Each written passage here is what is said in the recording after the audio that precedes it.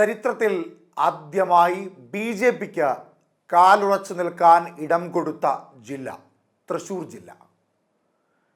ഇടത് നേതാക്കന്മാർക്ക് സ്വാധീനമേറെയുള്ള ജില്ല തൃശ്ശൂർ ജില്ല.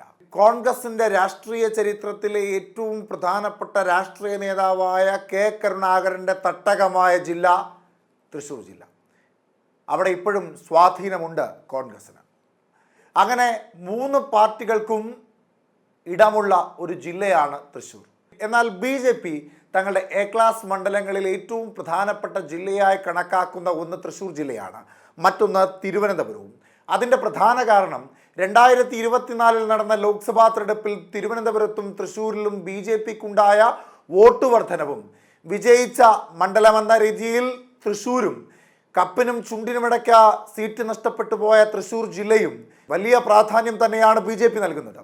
തൃശ്ശൂർ ജില്ലയിൽ ലോക്സഭാ തെരഞ്ഞെടുപ്പിന് ശേഷം കോൺഗ്രസ് പാർട്ടിക്കുള്ളിലുണ്ടായ പല കോലാഹലങ്ങൾ, പല പ്രശ്നങ്ങൾ, ആ പ്രശ്നങ്ങളുടെ എല്ലാം അന്തിമ ഫലമായി അവിടെ DCC പ്രസിഡന്റിനെതിരെ വലിയ രൂക്ഷമായ രീതിയിലുള്ള വിമർശനങ്ങൾ ഉയർന്നു.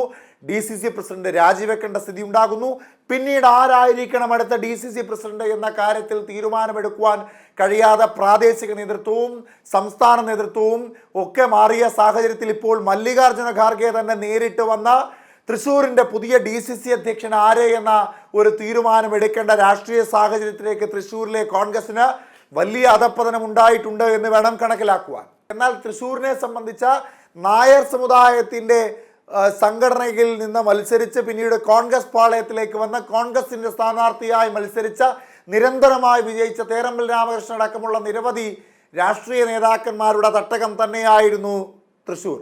അതായത് കോൺഗ്രസ് രാഷ്ട്രീയ നേതാക്കന്മാരുടെ തട്ടകമായിരുന്ന തൃശ്ശൂർ അതിപ്പോൾ ബി.ജെ.പിയുടെ ഏറ്റവും പ്രധാനപ്പെട്ട മണ്ഡലമായി മാറിയിരിക്കുന്നു. 2019 നടന്ന ലോക്സഭാ തെരഞ്ഞെടുപ്പിൽ 93,000-ലധികം വോട്ടിൻ്റെ ഭൂരിപക്ഷത്തോടുകൂടി TN പ്രതാപൻ വിജയിച്ചു വന്ന തൃശ്ശൂർ ലോക്സഭാ മണ്ഡലത്തിൽ കെ കരുണാകരൻ്റെ മകനായ കെ മുരളീധരൻ നേരിട്ട് മത്സരിച്ചിട്ട് പോലും തൃശ്ശൂരായ തട്ടകത്തിൽ വിജയിക്കുവാൻ കഴിയാത്ത രാഷ്ട്രീയ സാഹചര്യം ഉണ്ടായതിൻ്റെ പിന്നിൽ പാർട്ടിക്ക് തൃശ്ശൂരിൽ സ്വാധീനമില്ലാതെ പോവുകയും ബി.ജെ.പി അവിടെ 53,000-ലധികം വോട്ടുകൾ ചേർക്കുകയും കോൺഗ്രസിന് വോട്ട് ചേർക്കുവാൻ കഴിയാത്ത തരത്തിലേക്കുള്ള രാഷ്ട്രീയ അധപ്പതനം ഉണ്ടാകുകയും ചെയ്തതാണ് എന്ന് സ്ഥാനാർത്ഥിയായ കെ മുരളീധരൻ വ്യക്തമാക്കുകയും ചെയ്തതിൻ്റെ അടിസ്ഥാനത്തിൽ തൃശ്ശൂരിൽ ഇനിയും കോൺഗ്രസിന് വളർന്നു വരേണ്ടതായിട്ടുള്ള സാഹചര്യമുണ്ട് എന്ന് ബോധ്യപ്പെടുകയാണ്.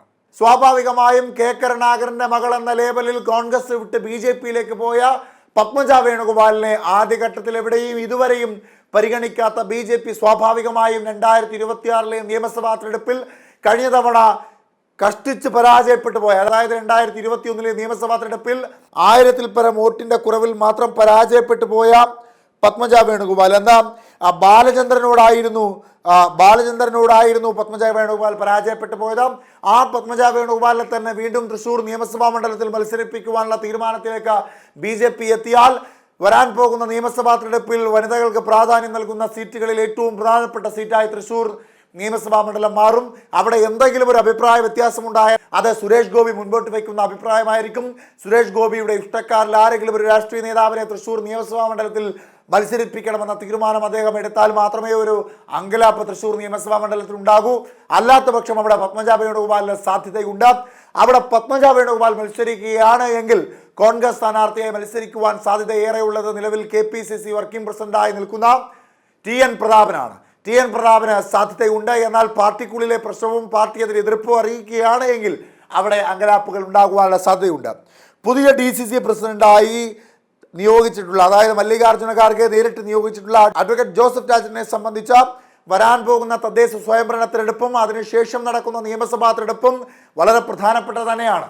ഒരു മുൾക്കിരീടം തന്നെയാണ് അദ്ദേഹത്തിന് ലഭിച്ചിട്ടുള്ളത്. കാരണം പ്രാദേശിക തലത്തിൽ പണിയെടുക്കുവാൻ പാർട്ടിക്കാരില്ലാത്ത, ബൂത്ത് തലത്തിൽ ഇരിക്കുവാൻ പോലും കോൺഗ്രസ്സുകാരില്ലാത്ത തരത്തിലേക്ക് തൃശ്ശൂർ ജില്ലയിൽ കോൺഗ്രസ് അധപ്പതിക്കുന്ന രാഷ്ട്രീയ സാഹചര്യത്തിലൂടെ കടന്നു പോകുമ്പോൾ വരാൻ പോകുന്ന തദ്ദേശ സ്വയംഭരണ തെരഞ്ഞെടുപ്പിലും വരാൻ പോകുന്ന നിയമസഭാ തെരഞ്ഞെടുപ്പിലും പാർട്ടിയെ ഉയർത്തിക്കൊണ്ടുവരിക എന്ന് പറഞ്ഞാൽ അത് വളരെ പ്രധാനപ്പെട്ടതും വളരെ പ്രയാസമേറിയതുമായ ഒരു പ്രവൃത്തിയാണ്.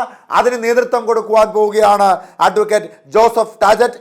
അദ്ദേഹത്തെ സംബന്ധിച്ച് CPIയുടെ ജില്ലയായി നിൽക്കുന്ന തൃശ്ശൂർ ജില്ലയിൽ ബി.ജെ.പിക്ക് സ്വാധീനമുള്ള ജില്ലയിൽ അതിൽ തൃശ്ശൂർ നിയമസഭാ മണ്ഡലത്തിൽ കരുത്തരായ ഒരു സ്ഥാനാർത്ഥിയെ മത്സരിപ്പിച്ചുകൊണ്ട് ഏത് വിധേനയും തൃശ്ശൂർ ജില്ലയിലെ ഒട്ടുമിക്ക സീറ്റുകളും കഴിഞ്ഞാൽ മുഴുവൻ സീറ്റുകളും കോൺഗ്രസ് പിടിച്ചെടുക്കും, അല്ലെങ്കിൽ തനിക്ക് വിശ്രമമില്ല എന്ന് തന്നെയാണ് അഡ്വക്കേറ്റ് ജോസഫ് ടാജറ്റ് പറഞ്ഞിട്ടുള്ളത്. അതുകൊണ്ട് ശക്തമായ രീതിയിലുള്ള പോരാട്ടം തന്നെ തൃശ്ശൂർ ജില്ലയിൽ നിന്ന് കോൺഗ്രസ് കാഴ്ചവെക്കുമെന്നുള്ളത് നിസ്സംശയം പറയുവാൻ സാധിക്കും. തൃശ്ശൂരിൽ BJPക്ക് വിജയമുണ്ടായതിന്റെ പിന്നിലെ പ്രധാന കാരണമായി പറയുന്നത് സുരേഷ് ഗോപിയുടെ വ്യക്തിപ്രഭയാണ്. പാർട്ടിയും ജാതിയും മതവുമെല്ലാം മറന്നുകൊണ്ട് എല്ലാവരും സുരേഷ് ഗോപി എന്ന നടനും മനുഷ്യസ്നേഹിക്ക് വോട്ട് കൊടുത്തതിന്റെ പിൻബലത്തിലാണ് BJP അവിടെ അധികാരം പിടിച്ചതല്ലാതെ BJPയുടെ രാഷ്ട്രീയത്തോട് തൃശ്ശൂർ ജനതയ്ക്ക് ഇപ്പോഴും താല്പര്യമില്ല എന്ന് അടിവരയിട്ട് പറയുന്നുണ്ട് കോൺഗ്രസും ഇടതുപക്ഷവും. അതുകൊണ്ട് വരാൻ പോകുന്ന നിയമസഭാ തെരഞ്ഞെടുപ്പിൽ 2026 തൃശ്ശൂർ ജില്ലയിലെ ഒട്ടുമിക്ക സീറ്റുകളും പിടിച്ചെടുക്കുവാൻ കഴിയുമെന്ന ഉറച്ച ബോധ്യം കോൺഗ്രസിനെ സംബന്ധിച്ചുണ്ട്. അവരത് പ്രകടിപ്പിക്കുകയും ചെയ്യുന്നുണ്ട്.